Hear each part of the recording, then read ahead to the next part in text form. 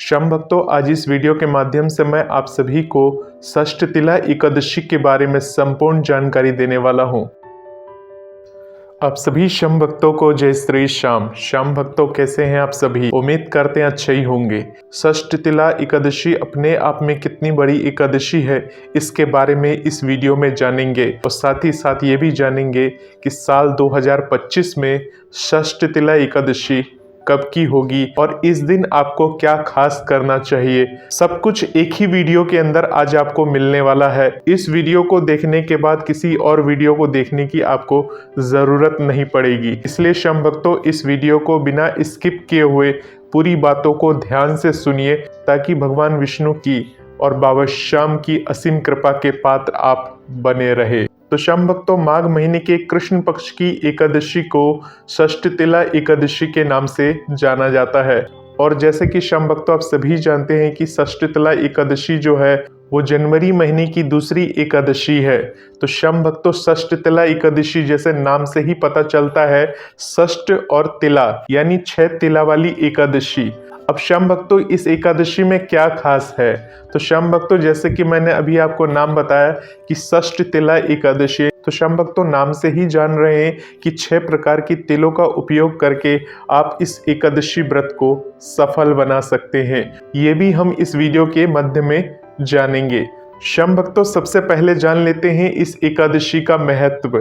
शम भक्तों, ऐसा माना जाता है जो षष्ठतिला एकादशी का व्रत बड़े ही श्रद्धा पूर्वक रखता है, उसे सभी पापों से मुक्ति मिल जाती है और साथ ही साथ भगवान विष्णु की असीम कृपा की प्राप्ति होती है और साथ ही मोक्ष की प्राप्ति भी हो जाती है। शम भक्तों, षष्ठतिला एकादशी पर भक्त 6 तरीकों की तिल का उपयोग करके भगवान विष्णु को प्रसन्न करते हैं। षष्ठतिला एकादशी का अर्थ ही 6 तिल से है भक्तों, इसलिए इस एकादशी का नाम षष्ठतिला एकादशी पड़ा। शम भक्तों, इस एकादशी को पाप हरनी एकादशी के नाम से भी जाना जाता है, जिसका अर्थ होता है सभी पापों को हरने वाली, जिसका मोटे तौर पे मतलब ये होता है ऐसा कुछ भी जो समस्त पापों को नष्ट कर दे। शम भक्तों, ऐसा माना जाता है जो भी भक्त इस व्रत को रखते हैं उसे कन्यादान और हजारों साल की तपस्या और यज्ञों का फल प्राप्त होता है। शम भक्तों, तिल को तिल के नाम से जाना जाता है। तिल तो आप सबने खाया ही होगा। तिल के लड्डू, तिल के गजक और तिल से बनी हुई बहुत सारी ऐसी मिठाइयाँ होती है जिनका सेवन हम सर्दियों के दौरान करते ही करते हैं।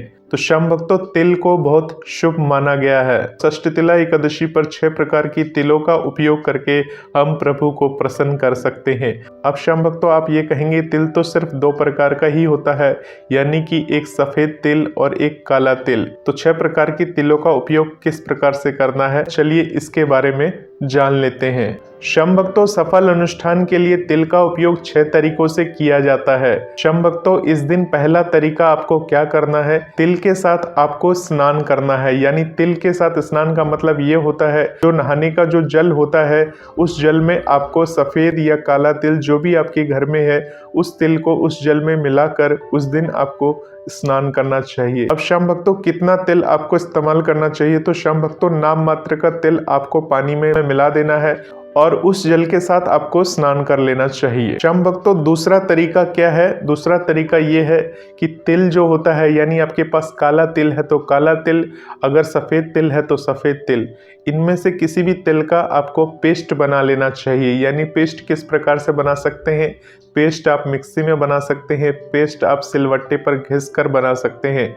उसका पेस्ट बनाकर आपको उपटन तैयार कर लेना चाहिए और उस उपटन को अपने तरीके से आपको इस्तेमाल जरूर करना चाहिए। शम भक्तों, तिल का उपयोग का तीसरा तरीका क्या होगा? शम भक्तों, षष्ठतिला एकादशी पर जिस दिन आप पूजा पाठ करने के लिए बैठेंगे उस दिन आपको पूजा के दौरान तिल का उपयोग जरूर करना चाहिए। शम भक्तों, तिल का चौथा उपयोग आप कैसे करेंगे? यानी तिल को क्या करना है, तिल को जल में डालना है। यानी जो जल आप ग्रहण करने वाले हैं उस जल में तिल को मिलाकर उस जल का सेवन आपको इस दिन जरूर करना चाहिए। यानी श्याम भक्तों, इस दिन आपको तिल का पानी जरूर पीना चाहिए। चलिए श्याम भक्तों, जानते हैं तिल का 5वां उपयोग। श्याम भक्तों, इस दिन आपको तिल का दान जरूर करना चाहिए। तिल से बनी हुई सामग्री, यानी जब भगवान को आप तिल से बने हुए प्रसाद का भोग लगाते हैं, बहुत सारे लोग तिल के लड्डू बना लेते हैं और तिल से बने हुए गजक आते हैं और तिल से बनी हुई बहुत सारी ऐसी सामग्रियां आती है। उस सामग्रियों को आप जब प्रभु को भोग लगाते हैं, भोग लगाने के बाद आपको उस तिल का दान जरूर करना चाहिए। श्याम भक्तों, आप चाहे तो कच्चा तिल भी इस दिन आप दान कर सकते हैं। श्याम भक्तों, 6वें पॉइंट के अनुसार, यानी षष्ठीतला एकादशी में 6वां पॉइंट कौन सा है, यानी तिल का उपयोग 6वें तरीके से आप किस प्रकार से करेंगे। यानी श्याम भक्तों, आपको इस दिन अपने घर में तिल से बना हुआ व्यंजन जरूर बनाना चाहिए। यानी तिल से बना हुआ व्यंजन बना सकते हैं या प्रभु के लिए तिल से बना हुआ भोग बना सकते हैं और उस भोग को प्रभु को अर्पण कर सकते हैं। इस प्रकार से आप श्याम भक्तों तिल का 6 प्रकार से उपयोग कर सकते हैं। इसके अलावा श्याम भक्तों, आप तिल का उपयोग किसी और प्रकार से करना चाहते हैं तो किसी और प्रकार से भी आप कर सकते हैं। अगर आपके दिमाग में आता है तो इन 6 तरीकों से आप तिल का उपयोग करके प्रभु का गुणगान गा सकते हैं। चलिए श्याम भक्तों, अब जानते हैं कि इस दिन आपको पूजा किस प्रकार से करना चाहिए। श्याम भक्तों, अब आप में से बहुत सारे ऐसे भक्त होंगे जो भगवान विष्णु की पूजा करना जानते होंगे। वो हर एकादशी को भगवान विष्णु की पूजा करते हैं, परंतु षष्ठीतला एकादशी पर विशेष प्रकार से प्रभु की पूजा किस प्रकार से करेंगे, इस दिन आपको क्या विशेष करना है, इसके बारे में भी जानकारी जरूर लेना चाहिए आपको। श्याम भक्तों, इसके बाद हम आपको बताएंगे कि षष्ठीतला एकादशी 2025 में कब की रखी जाएगी और इस व्रत का पारण आपको कब कर लेना है और द्वादशी कब समाप्त होगी। सब कुछ इस वीडियो में मिलने वाला है। तो श्याम भक्तों, षष्ठीतला एकादशी का व्रत आपको किस प्रकार से करना चाहिए, उसके व्रत का क्या महत्व है, ये तो आप जान चुके हैं। अब इसकी पूजा विधि के बारे में जानते हैं। तो श्याम भक्तों, षष्ठीतला एकादशी जो होती है उसका जो व्रत होता है वो 10वीं से ही शुरू हो जाता है। यानी 10वीं तिथि को सूर्यास्त के बाद व्रती को भोजन नहीं करना चाहिए और अगर आप भोजन के बिना नहीं रह पा रहे हैं, नाम मात्र का भोजन आपको इस दिन करना चाहिए। यानी 10वीं की संध्या के समय आप चाहे तो आप दूध या बिस्किट ले सकते हैं, क्योंकि अगले दिन आपका व्रत है।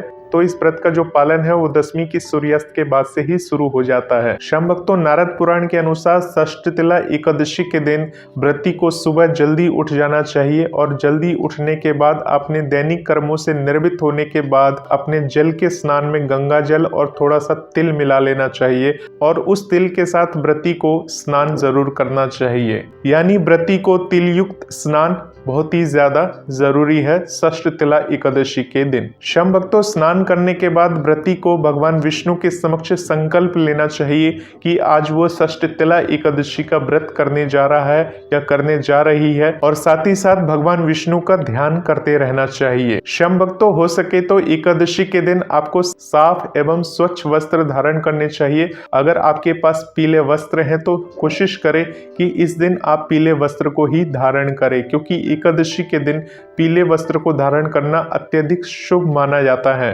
श्याम भक्तों, इसके बाद आपको अपने मंदिर में भगवान विष्णु की चित्र को स्थापित करना चाहिए। अगर चित्र नहीं है, अगर पीतल वाली मूर्ति है भगवान विष्णु की, तो उनकी मूर्ति को आपको स्थापित करना चाहिए और मूर्ति को स्थापित करने के बाद जिस प्रकार से आप गंगा जल और तिल के साथ आपने खुद स्नान किया है, उसी प्रकार से आपको भगवान विष्णु का स्नान इत्यादि करना चाहिए। यानी जिस पूजा की थाली में आप भगवान विष्णु का स्नान कराने जा रहे हैं, उस थाली में आपको थोड़ा गंगा जल छिड़कना चाहिए, साथ ही साथ थोड़ा सा तिल डाल देना चाहिए और उसके बाद भगवान विष्णु का पंचामृत से स्नान कराना चाहिए। श्याम भक्तों, पंचामृत से स्नान कराते समय ये अवश्य ध्यान रखें कि आपकी उस पंचामृत में तिल भी अवश्य शामिल होना चाहिए। श्याम भक्तों, घट स्थापना होने के बाद आपको भगवान के समक्ष एक शुद्ध घी का दिया जलाना चाहिए। तो साथ ही साथ भगवान के समक्ष आपको एक धूप बत्ती भी जलाना चाहिए और भगवान विष्णु को और बाकी सभी देवी देवताओं को पीले रंग के फूलों से सजाना चाहिए, यानी उनका श्रृंगार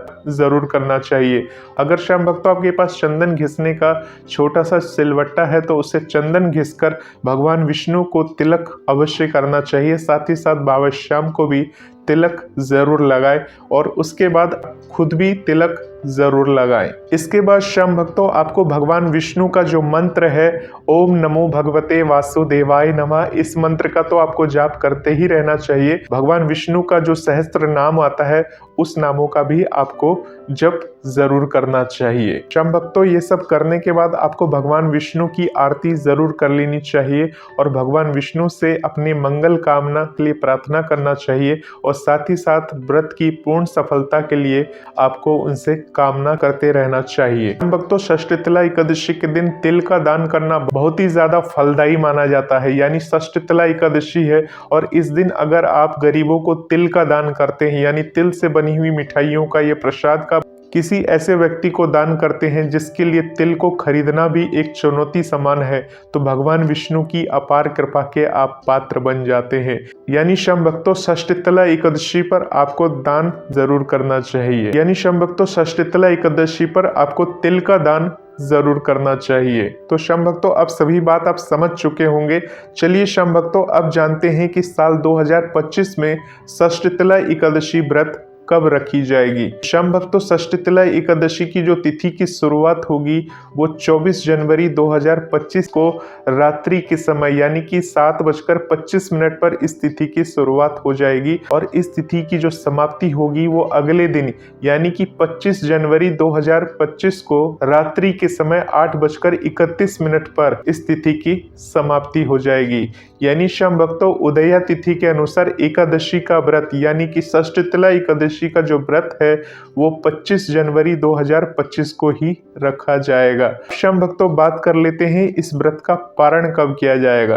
तो श्याम भक्तों, षष्ठीतला एकादशी व्रत का जो पारण होगा वो 26 जनवरी 2025 को सुबह 7:12 से लेकर सुबह के 9:24 के अंदर इस व्रत का आपको पारण कर लेना है। यानी श्याम भक्तों, इस व्रत का जो पारण होगा उस दिन गणतंत्र दिवस भी है, यानी 26 जनवरी 2025 को इस व्रत का पारण होगा। उस दिन द्वादशी भी है। द्वादशी तिथि जो उस दिन समाप्त होगी यानी 26 जनवरी को जो द्वादशी तिथि समाप्त होगी वो संध्या के समय 8:54 पर द्वादशी तिथि की समाप्ति हो जाएगी। तो श्याम भक्तों, इस प्रकार से आप षष्ठीतला एकादशी का व्रत करें। भगवान विष्णु की अपार कृपा की प्राप्ति आपके पूरे परिवार पर बनी रहेगी। मिलते हैं श्याम भक्तों एक नए वीडियो के साथ। तब तक के लिए आप सभी श्याम भक्तों को जय श्री श्याम, जय श्री राधे।